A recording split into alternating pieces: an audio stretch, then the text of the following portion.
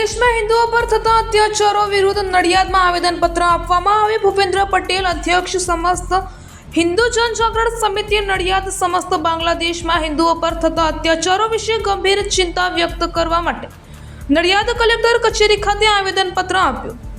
બાંગ્લાદેશમાં શેખ હસીના સરકારે લોકતાંત્રિક રીતે બરખાસ્ત કર્યા પછી હિન્દુઓ પરના અત્યાચારોમાં ભારે વધારો થયો છે. ત્યારે હિન્દુ ધાર્મિક સ્થળોને નિશાન બનાવીને તોડફોડ કરવામાં આવી રહી છે. હિંસા અને હત્યાની ઘટનાઓમાં વધારો થયો છે અને ધર્મ પરિવર્તન જેવા ગંભીર અપરાધો થઈ રહ્યા છે. આ પરિસ્થિતિ ખૂબ જ ચિંતાજનક છે અને આંતરરાષ્ટ્રીય સમાજ માટે પણ શર્મજનક છે. સરકારની જવાબદારી છે કે તે પોતાના નાગરિકોની સુરક્ષા કરે અને કોઈ પણ પ્રકારના અત્યાચારોને રોકે. આ અત્યાચારના વિરોધમાં ઇસ્કોન મંદિરના પૂજ્ય સંત શ્રી ચિન્મય કૃષ્ણદાસજીના નેતૃત્વમાં શાંતિપૂર્ણ વિરોધ કરતા હિન્દુઓ પર અત્યાચાર કરી પૂજ્ય સંત શ્રીને ખોટી રીતે જેલમાં ધકેલી દેવામાં આવ્યા છે, જે કૃત્ય પણ અમાનવનીય છે.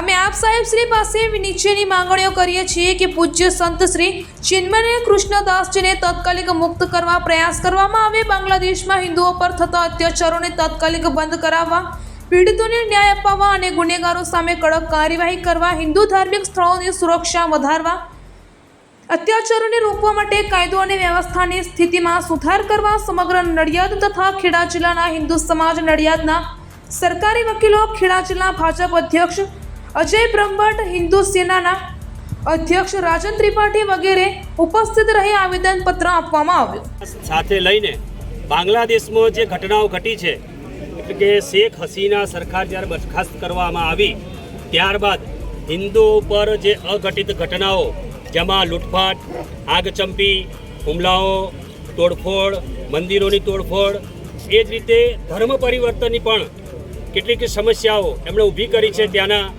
સ્થાનિક જે કટ્ટરપંથીઓ કહેવાય એમના દ્વારા. એટલા માટે ત્યાં આગળ જે બાંગ્લાદેશમાં જે હિન્દુ સમાજ ઉપર અને અન્ય લઘુમતી સમાજ ઉપર પણ આવી અઘટિત ઘટનાઓ, હત્યાઓ પણ કરવામાં આવી છે, ઘર બાળી નાખવામાં આવ્યા છે, લૂંટફાટ કરવામાં આવી છે.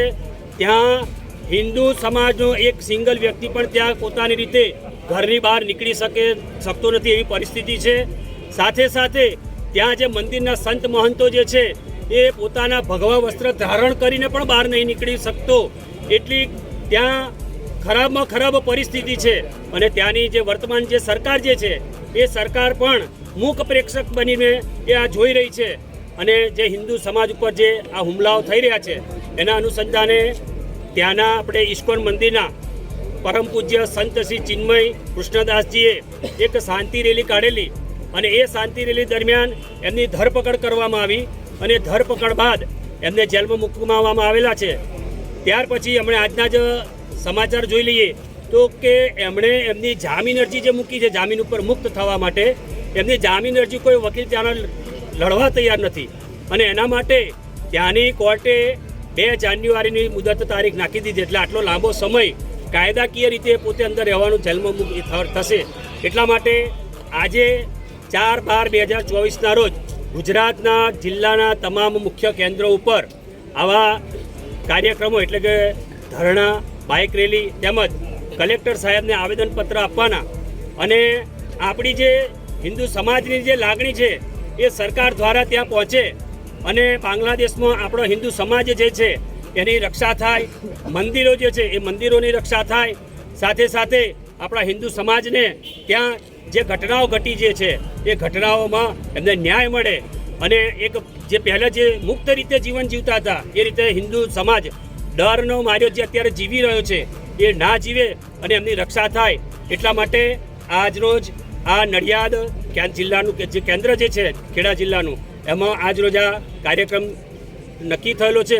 અને અત્યારે હવે કલેક્ટર સાહેબને આપણે બધા જે મુખ્ય નક્કી કર્યા છે એ લોકો આપણે આવેદનપત્ર આપવા જઈશું.